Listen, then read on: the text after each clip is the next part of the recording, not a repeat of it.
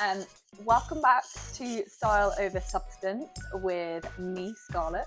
And myself, Mim. Today we are doing an episode talking to Mim about why she left fashion. And if you're interested, I've already done my soapbox. It was a good one. It was a really in-depth chat about your felt life. like a therapy session. It really It did. was like your documentary. It is going to be in my memoir, so it's Yeah. a sneak peek. But your story is really different from mine, so I think this will be, it's not going to be some sort of copycat story. No. And so I guess to get right into it, Mhm. what are the different areas, for people who don't know, that you worked in first, and then we Okay. can kind of go into further bits. Yeah, so your story particularly was about your ascension into fashion design in particular. My career in fashion was far more like higgledy-piggledy, but on the same time, I think where you were heading was like more aspirational, and where I was in fashion was more of like a typical story for a lot of people.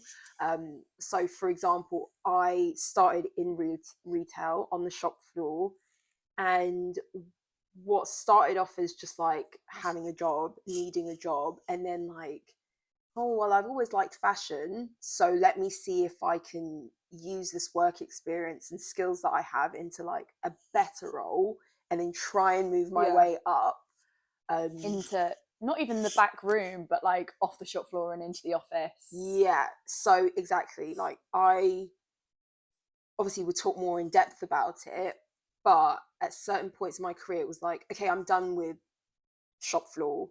I need to go into the to the office, and I wanted like be more administrative, and then I ended up in like inventory management, which sits in merchandising.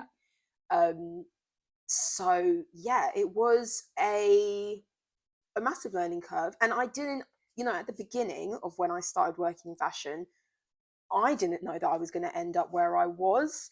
And also, me no longer being in fashion was not something I planned or I made a decision, the way things turned out. So it was really unpredictable, you could say. Yeah. So like your career, I wouldn't say it's circumstantial, but it also has been like you assessing in certain times, like you said, and it not being like a straight timeline, a pre-planned timeline. Yeah. And so what was your experience, like pros, cons of the shop floor?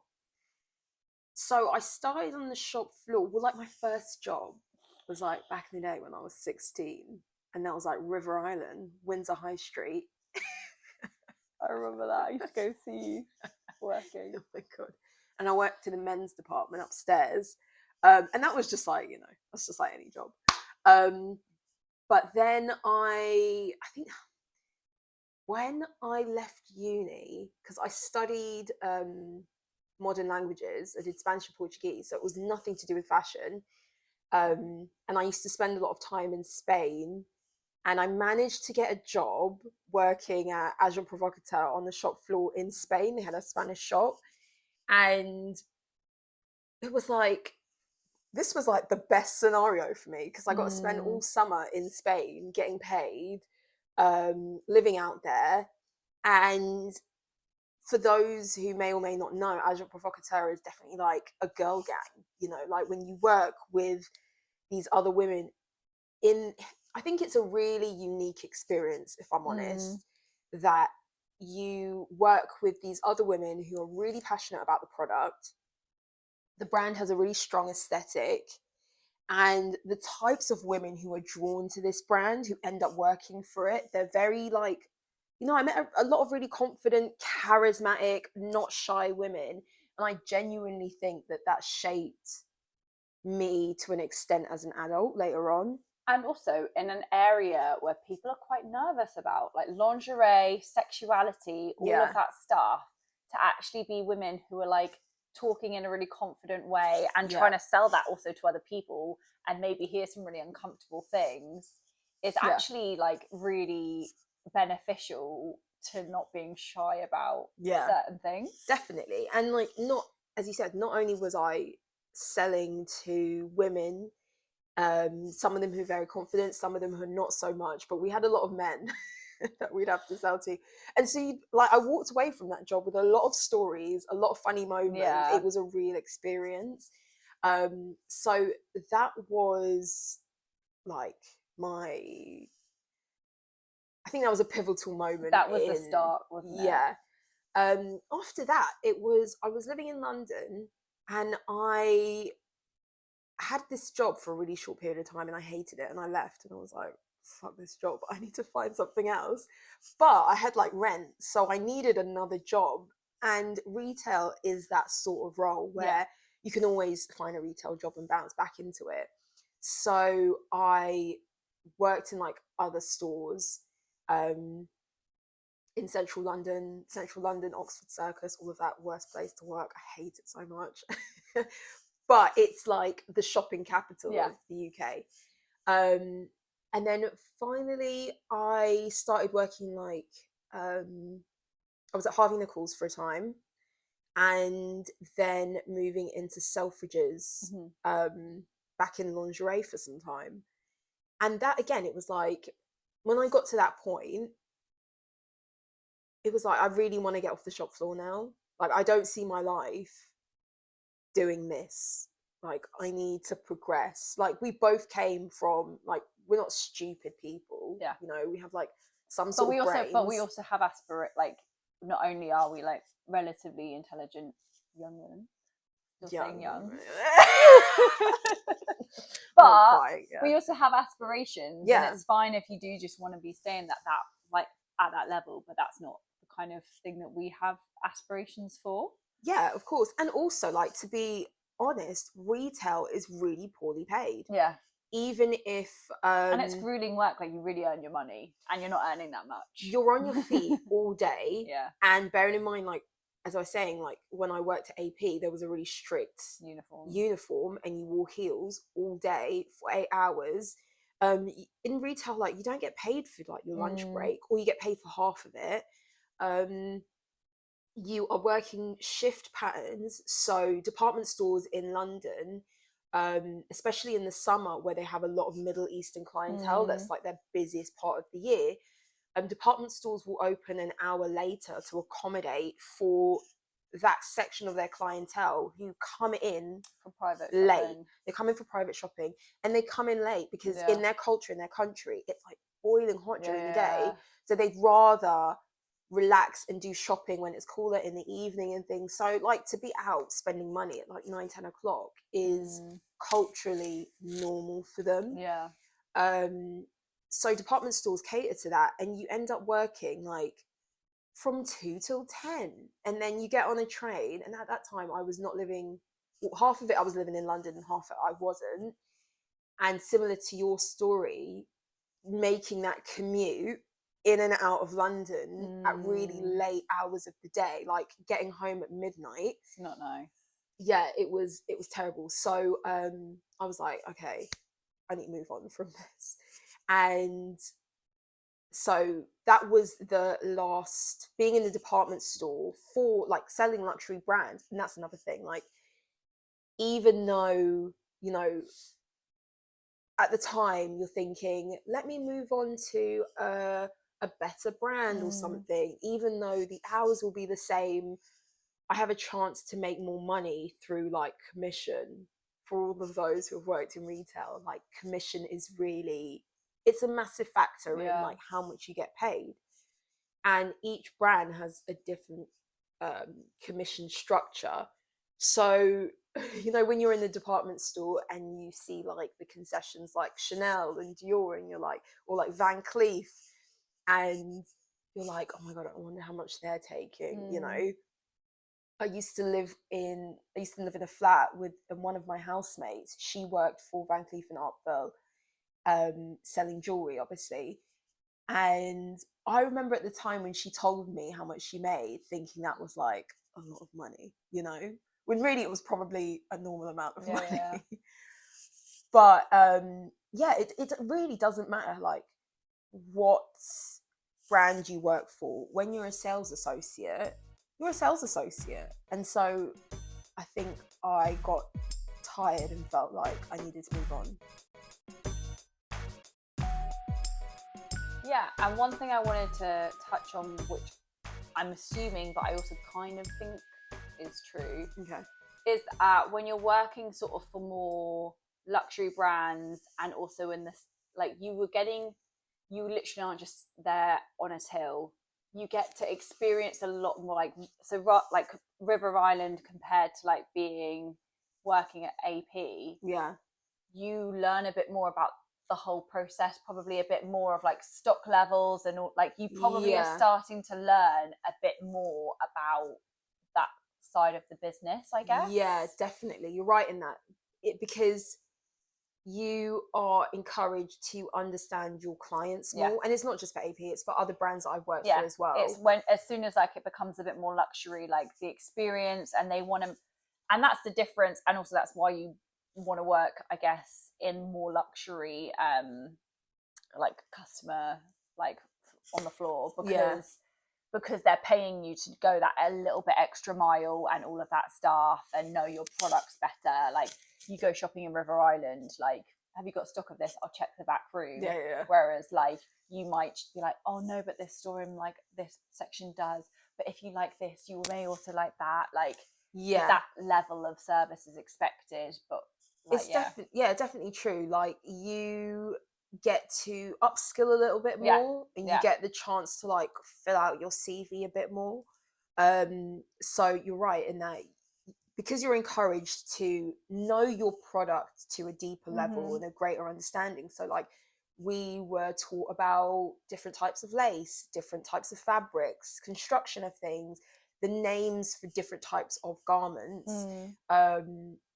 That was something that you could put on your CV as something that you're skilled in, as well as like clientelling, having like your black book, which a lot of brands call it, of who are your clients that come back to see you and you have good relationships with, and you can kind of take that experience into more other types of sales or marketing or whatever it might be. Like there were opportunities where you could say, okay, I've done this a little bit, can I use this for a better job moving forward? But I think you have to be, obviously I haven't worked in retail in a while, I think you have to be quite strategic when you're in those scenarios or in those job roles. If you know you don't want to stay there, you have to think about, what am I doing now that I can make sound really good, or make it sound like I have a lot to offer in a different sort of role. But those are transferable skills that, like, I feel like you might think it's random, but that also does feel like a really natural progression into kind of going into the office and dealing with inventory, like, and all of that stuff somewhat.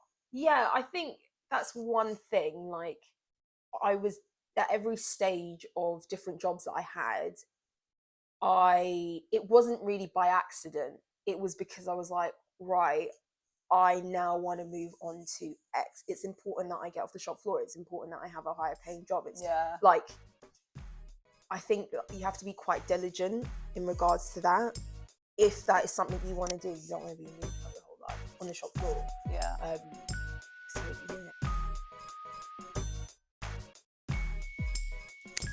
Okay, cool. So then after the shop floor, what was next? Then I moved to a role for an online retailer of luxury fashion. I tried to be descriptive without saying the name. And I worked in customer care. So it was like taking care of customers' orders and their queries. And that felt like quite a big deal to me, because again, it was like a really well-known brand and website. And it was like, finally, I don't have to be on the shop floor. But you still had the nuisance of customers. Oh, they were really bad, actually. They were really bad. So essentially, it was like a call center. And anyone who's done that sort of job knows that you have like targets and number of calls and queries you need to deal with daily, or emails.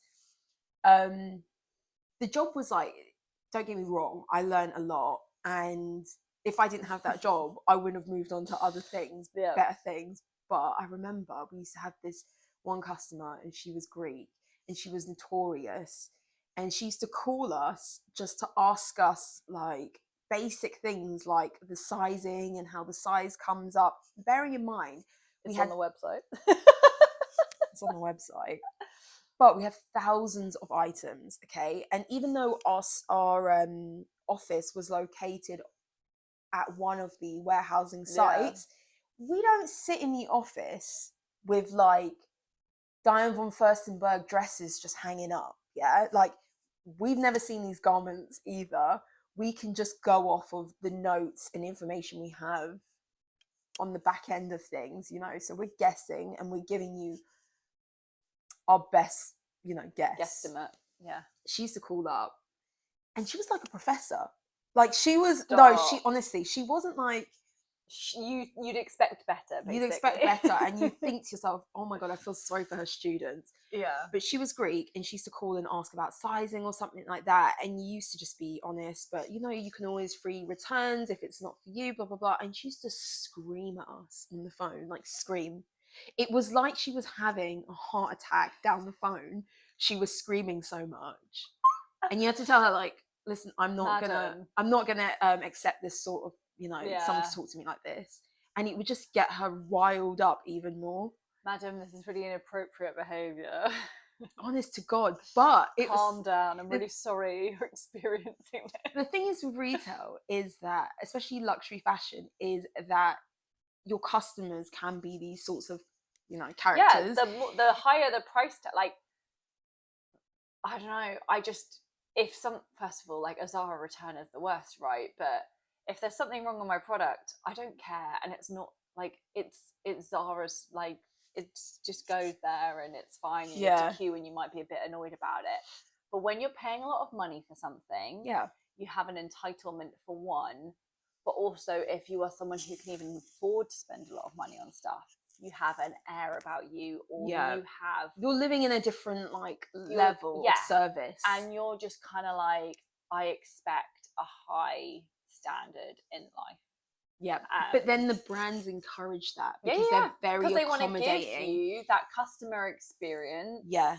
And they want to look after their gold VIP. And obviously, if she's shopping on there a lot, calling a lot, and you know of her, she's spending a lot of money on your website. Well, I don't think, honestly, she was one of those customers who, she buys stuff, but she's not enough to warrant all of this.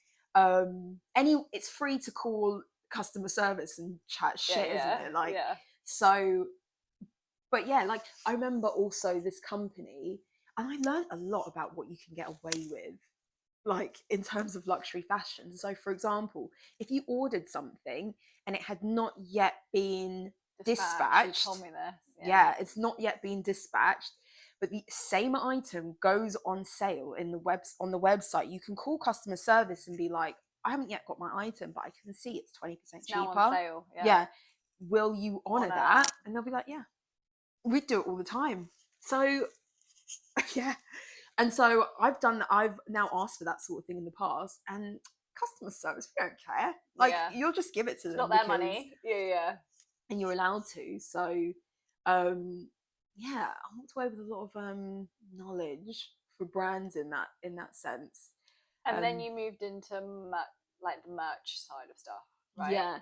So again, it was like I was still working like shifts technically, and although it was a better environment, it was like, I don't want to do this for the rest of my life, obviously. And being in fashion, as we've mentioned before, it was like being in the office near where, you know, things are happening. Near the things.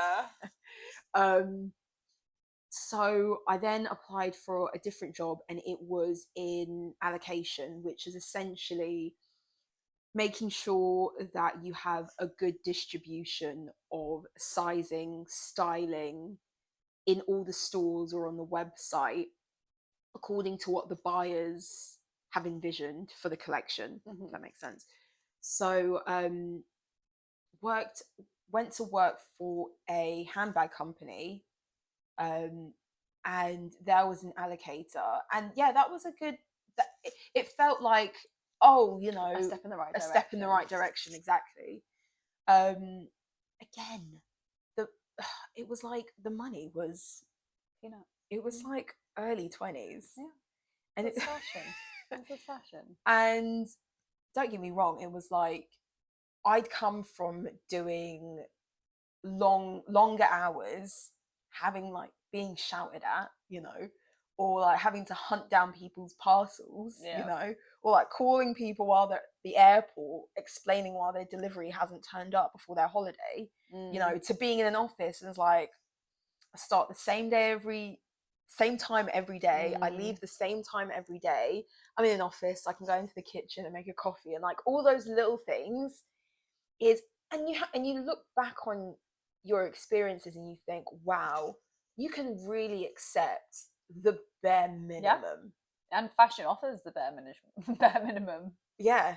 And you're like, oh, I finally live a normal, quote unquote normal office existence or working existence, which is what, like, we all believe that's what work is meant to be, right? Yeah, exactly. That everyone, you sort of start and finish at the same time every day. Yeah, you can have your lunch breaks, you can go make coffee and tea, and no one's going to be like, why aren't you sat at your desk? Like, every second of the day. Yeah.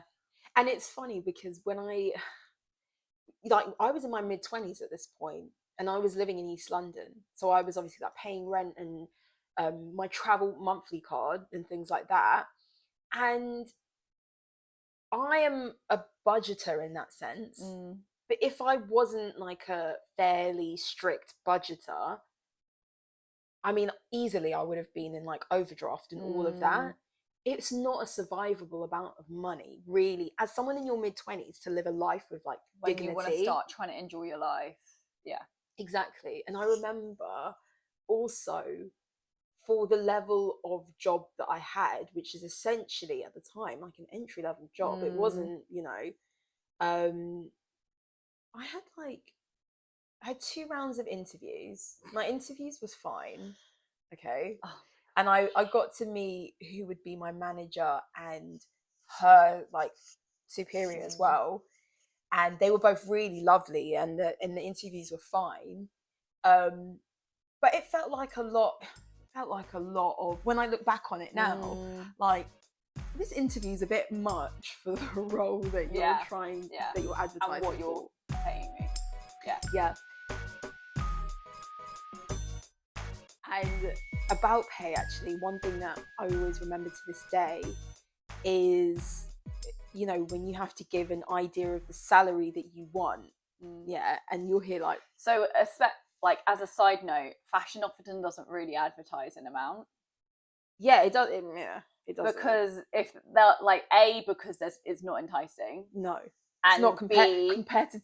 Yeah, it's not like industries like, now I work in sort of like a finance industry where it's like, you want to show off of like, oh, like we might pay you like 80k for this really easy job, whereas like fashion will just be like, please inquire, or like based on experience or something like that. So you've got no idea then how to pitch that like thing. You like, when they how do you negotiate, you have no idea where to pitch it. And because also when you're young and you know fashion's not that like lucrative, like, where is the aim? Because as you said, they're not advertising a figure, so you don't know. But then also at that point, when you're just like, oh, thank God I got to this next level and I got to this next level, I think you get used to expecting the bare minimum and like not really knowing your worth. I don't know if this is just something for the UK, because I think in general the UK pays quite poorly. Well, I think the UK, we're not the best at being like talking about money, and money conversations aren't great, I would say. But yeah, I don't really know in that respect, because I think every industry is so different in this country. Yeah, that's true. But in fashion, because you get the benefit, like, you're so grateful for like genuinely a 1 or 2k rise. That is a promotion. Yes. Is not just a pay rise, it is a promotion. I remember that is what people in my company get just as a general rise? Just as a yearly add-on. percentage My increase. salary never changed each year. Did you ever get pay rises? Just annual pay rises? Okay, so I will go into that actually. So, but initially, when I was working in customer care, I had a standard rate, and then if we met our sales target, like how much transaction value we made over the phone, then we would get a bonus, and the bonus was like up to £300 a month, and that's a lot of money, you know, at the time, especially. But I was working on a part of a website that was going through a lot of change, so it was like a lot of upheaval. So when they asked me about how much was I expecting, I would take what I was getting paid base plus the bonus, because they were paying us this bonus because we were having like a terrible time, and it was like a lot of upheaval on the division that we were working on. So I was like, okay, moving forward, that needs to be my bare minimum of what I move on to. And honestly, it wasn't that much. Again, it was still early 20s. And I remember after getting the job, my manager saying to me, like, I know you weren't getting paid that. Like, the way she said it, it wasn't mean or spiteful, but it was just like, yeah, I think you were bluffing that you were making that much money. And I was like, no, it wasn't. Now, obviously, you always add like a few £100 on it. Yeah. But a few £100, it's not life changing, is it? It really isn't. And it was just like, no. And to think that like the figure that I was giving was deemed as like too much, or like, who are you kidding? So it's like a known thing that salaries are low in... It was, yeah. But after a year, we did get a percentage increase. Wow. Yeah, we did. But the company I worked for was bigger than the ones that you worked for. It was like more corporate and global. So there were a lot more employees, and just expectation was different. But it wasn't that much money, really, because we did get bonus as well, which was good, because it was a corporate company. Yeah, so I know. It's all like mad. You never experienced like, this. What? So we got bonus, but most of it gets eaten up by tax. Yep. Yeah, because it's taxed at like 40%, something ridiculous, like higher rate tax. Student loan eats so much of it too. Oh my God, no. It's not even student loan then, it's student loan now, which gets on my nerves. So yeah, we used to get bonus, but most of it used to go down the toilet to the tax man. And then we used to get a percentage increase, but it was literally like 2%. Yeah. And when you're on nothing, what's 2% of nothing? It's nothing, isn't it? But 2% of a lot is not much as well, isn't it? Not. Like, but yeah, so that was good. It was like the first time when another thing about going from retail to being in an office is having a more steady form of payment. Yeah. Like steady working, steady hours, salary, a salary, and a payday and all the rest of it. Yeah, exactly. And having things like bonus and percentage increase and all of that, it's like a more formalized way of working. Did it feel more reliable? Yeah, it did. And like, you could take holiday more flexible. It wasn't like, well, Jess is off on that day. And check the rota. Yeah, and then I was like, oh, but we need to have at least 3 people on the shop floor, and then one person's going to go on lunch, and then you've got to be back from lunch by 4 p.m. And you no longer have to deal with that sort of thing. It's like, I come in, I do my job to, according to my remit, and there needs to be a few of us on the team at any given point in the year, but mate, that's Did you feel like there were enough resources in your team? When I worked in the office? Yeah. Like, what, did you feel like you were having to do more than your job role? No, actually, that's the reason why I moved on from this role. I was there for a couple years, and as I mentioned, in allocation, it's an entry-level job, which is what I was looking for at the time, but it became boring and redundant. And I was like, I could do more and get paid more Like, I don't mind having a higher workload because Yeah. this is boring and I can do this in 10 minutes. So that's an opportunity for me to actually make a decent amount of money, hopefully. So I thought, like, okay, started applying for something else, and I wanted to go more into like buying because based on my skills that I'd acquired, it made sense. Yeah. And I was really lucky because a friend I had at work, she was a buyer, and she helped me with my application. You know, salute to her. And again, like, this new role that I ended up getting, I think I had 3 interviews. Yeah, you did. And I had a project, like a piece of work that I had to do. And we're definitely doing a whole episode on the interview process. Yeah. Yeah. So this basically leads us on to why you left fashion. Yeah. So it was through no choice of your own. Okay, so context. End of 2019, and I'd been looking for a job, and December, literally, I was doing these interviews, really long-winded, but I really wanted this job, and I was putting in the work and whatnot. And it was a good job. Yeah, it was. And it felt like, oh my God, a big fucking deal to me. Yeah. Again, the pay was only like, and I had to negotiate. Yeah. It was still like, I think it was about 26k. And I think I asked for 26, 25, 26 or something like that. And 3 rounds of interviews. Yeah. And that's what you like, yeah. Yeah. And I remember I had to negotiate for that, and getting more than that. Okay, full disclosure, it was an assistant buying position. Yeah. For a very well-known brand. Yeah. And they were going to pay me 26k a year. Yeah. And it was just like, it's not a bad fashion salary. Oh my God. Like, when you think of By the buyers, way, that is the entry level that we pay at my work. Yeah, of course. Yeah.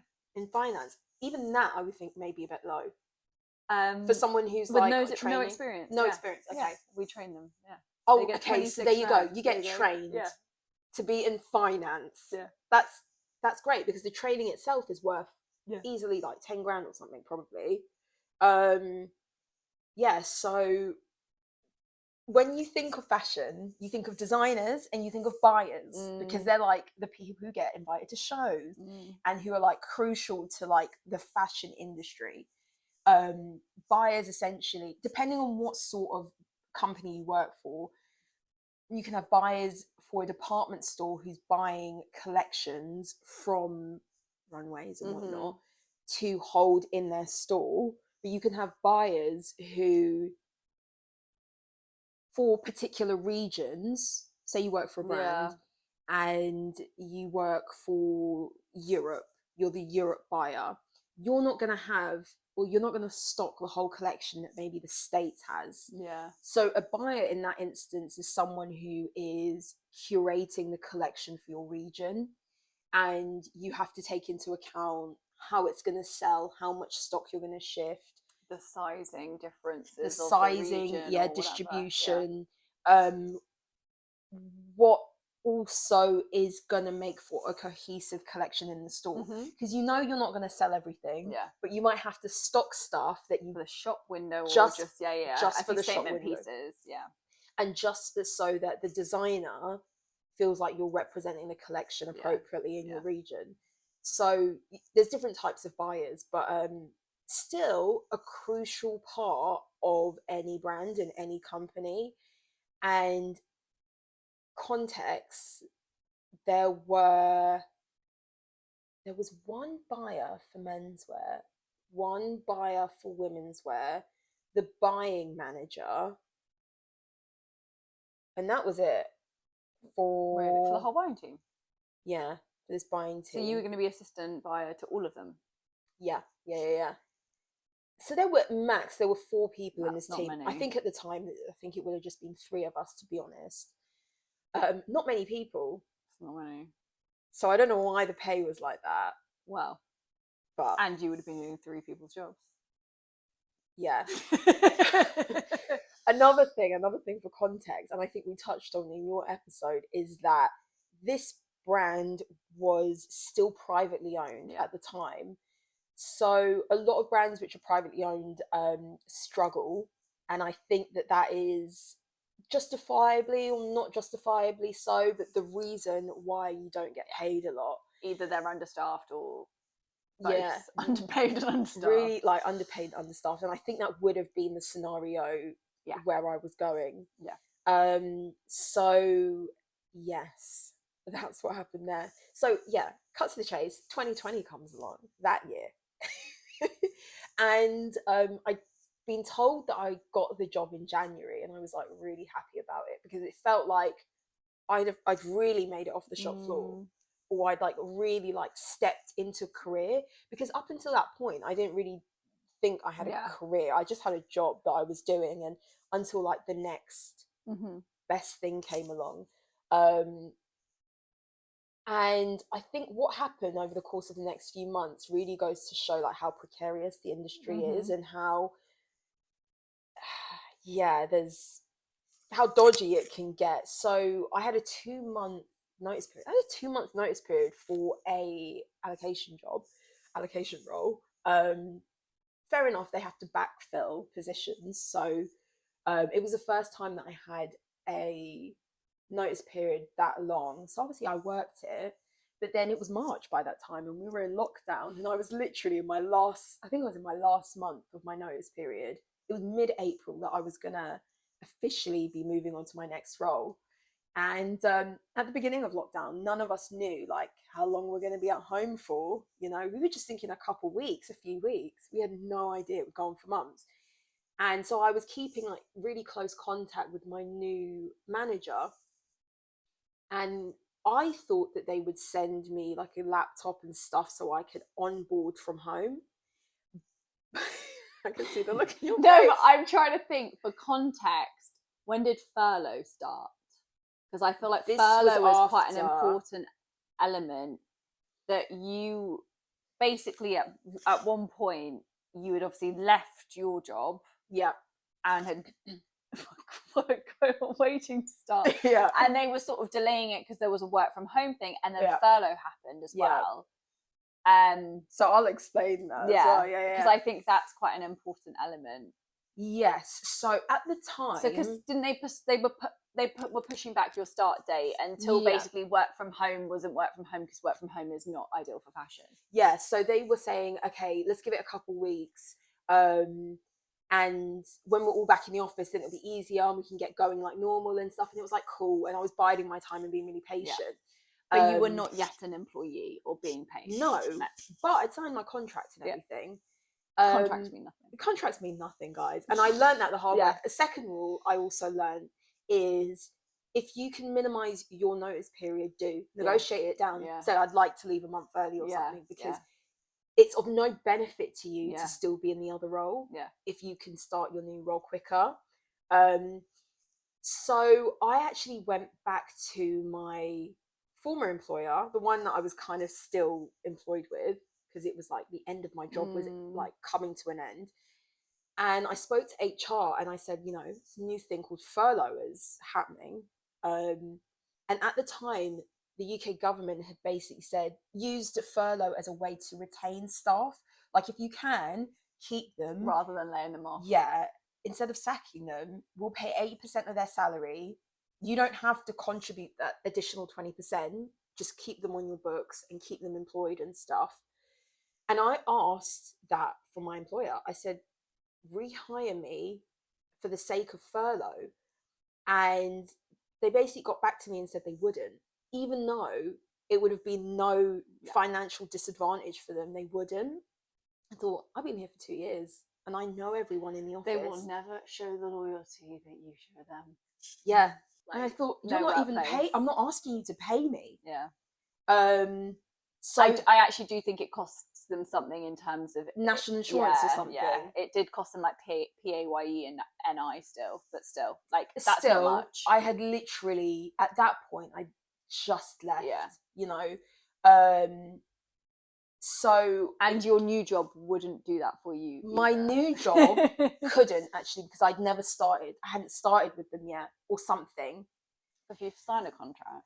If I start a contract and I had a start date, I would have thought that there's something they could have done for me. And this is the thing with fashion. It's like, I later found out that my former employer, who wouldn't want to bring me on simply for furlough, had started reviewing people they were going to let go. So they knew that and I'm pretty sure she even told me, like, they're having to look at employee structure and stuff. So I knew at that point that they were thinking about letting other people go. I just happened to be someone who was moving on anyway, so they didn't want to like carry dead weight, essentially. It was like, oh, one person we didn't have to fire, someone who was going to leave anyway. So that was definitely a time when brands were treating it as an opportunity to slim down their workforce, and it was just an excuse really to get rid of people. Because remember, at that time people were still shopping. At the beginning of lockdown and furlough, people were home, had more money to spend because they weren't commuting, and we didn't know we were going to be in lockdown for that long, so people were still buying fashion. And I'm pretty sure we had episodes right at the beginning of our podcast, is like, people finally were able to spend more money on higher ticket items in fashion, luxury fashion, than they were able to before.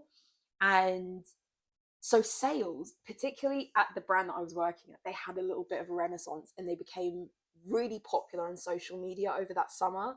And they had like an it bag for a little bit of a period of time. So they were selling really well, this particular bag that we'd started selling before, like when I was still employed with them. It was just an opportunity to get rid of people, really. And that's how I viewed it. My new employer kept stringing me along, essentially, at this point. They were like, give it a month. And obviously, like, this to me is like the job that I'd like done a project on, 3 interviews. It's the biggest job of your life. Like, at that point, you're thinking you're getting on your fashion career ladder. Yeah. And also because of how hard it is then to get the job. Yeah. You don't, I think this is like is it a strategy? Who knows?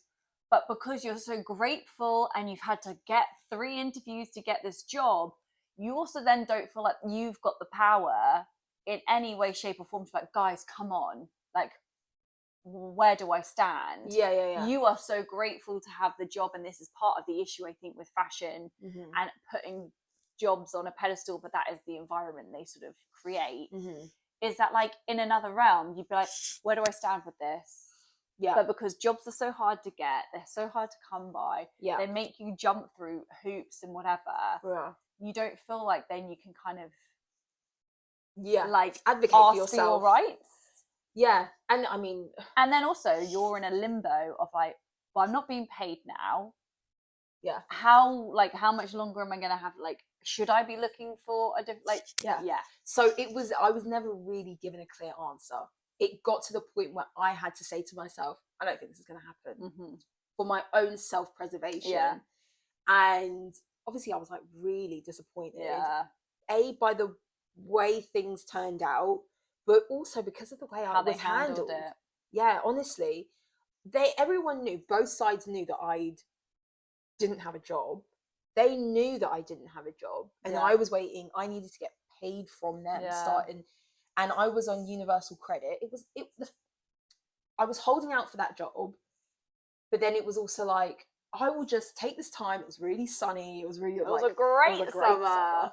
It was like, you know what? I'm privileged, and although it was really tough, I was able to make do and kind of bide my time. I wasn't going anywhere. I didn't have big overheads. I was like, let me just wait and see how this kind of like pans out. So of course I was going to wait and see. How long did it take for them to confirm to you that there was not a job to go to? In total, I was unemployed for 9 months. No, but so from the April, I think it was about 5 months.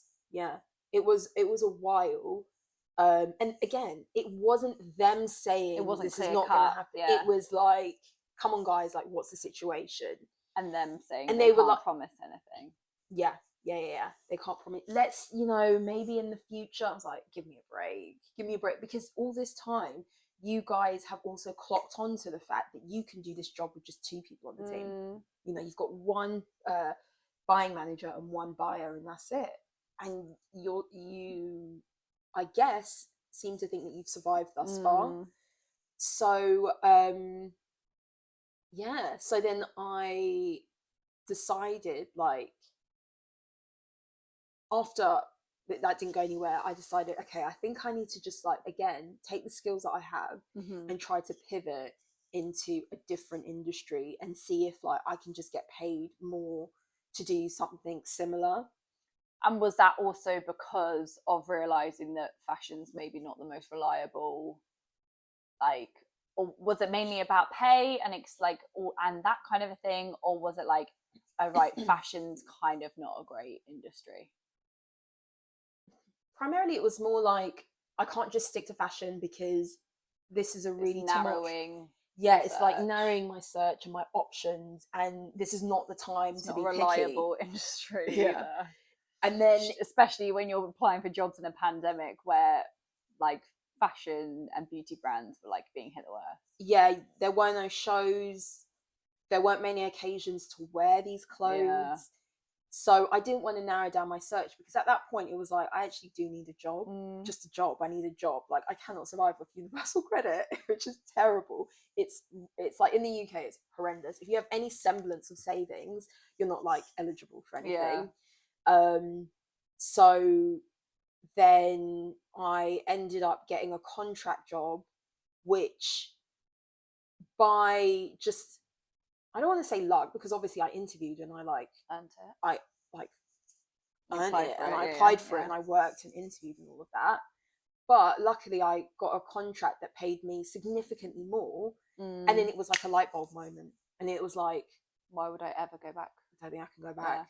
Because it's like, you can take your same skills and have something that's more reliable, and you gain, I think, from that whole experience, you gain an idea of, like, I know I can advocate for myself now. Someone's paid me X amount to do this job, so why, I don't need to accept anything less. Just because you think you're fancy, like, you think it's like a wonderful thing to be able to say I've worked for you. That's not enough now. Exactly. So it was kind of like, I got pushed out. But then my whole perspective on how I treat work, my aspirations for moving forward, what sort of job do I want, what sort of pay do I want, what sort of conditions, and all of that, my perspective changed completely. That is how I ended up leaving fashion. Yeah, it was completely different to yours. No, but it's interesting, but also you were forced out. Like, I chose to leave. You were forced out. This sounds like a really dramatic way of, like, at the time it felt very dramatic though. But the interesting thing is that it's like for the better. Like, that you've made your peace with that. Like, I had obviously made my peace with it because, like, it was a decision. Whereas you didn't get to make that decision. But actually, it's interesting that you've, like, you have to, though, like. No, but also, like, it's not even like, oh, because I have to move on. It's also like, I actually want something better than what you could offer me. Yeah, definitely. So, that is the story of how I left fashion, got pushed out, got, but you know what it makes me think of when Oprah was like, were you like, oh yeah, was it like, were you, I don't know, what did she say? I don't know what the first one is. Were you silenced? I was silenced. But yeah, hopefully this has been really insightful for people of how, I think we had similar experiences but in different scenarios. And it's kind of, now that we finished both of our episodes, it's kind of sad to see that, like, ultimately you are better off not being in fashion. It sounds so bad, but it's not sustainable for, like, normal working people. It kind of isn't sustainable. And I think more people need to be honest about the real implications of working in fashion, regardless of your role in your department. That's so true. But I think that's the case with anything, that like there are certain people where like you actually will be like, oh, do you enjoy what you do? Or like, especially people I've met with design jobs, like, God, is it all right? I find fashion like horrible. And like, yeah, it's fine. And then you delve deeper and then you're like, oh no, that's horrible too, isn't it? Yeah, you don't get to go home on time and you can't make your plans and whatever. You see, but this people common don't thread. want to like admit it necessarily, and they probably should. Yeah, once you start talking about it, you realize there's commonalities, and like now, I don't care. I care less about being passionate about my job. Yeah. As long as I'm like, I can do it, and I feel like I can do it to a good enough standard. That's all that matters to me. Yeah. But yeah, thanks for listening to this week's episode. Yeah. Thank you again for listening. You can follow us on all the socials. So we're on Instagram at Style Over Substance Pod. We are on our link trees on Instagram. Yeah, our link tree, and we have everything there. Obviously, we're here on YouTube for everyone who's listening over on your podcast player apps. We're also on YouTube, so you can see our face if you want to see our ugly mugs. We are on all the podcast listening platforms, so Apple Podcasts, Spotify, all of them. And if you have any suggestions, topics you want us to cover, because we don't just do story times, we take on like larger topics and discuss the industry at large. So if you have any topics you want us to discuss, or guests you want us to have on, because we also have guests, email us at styleoversubstancepodcast@gmail.com and we'll get back to you. But yeah, we have episodes every Tuesday, so we'll see you next week, guys. See you next Tuesday. Bye.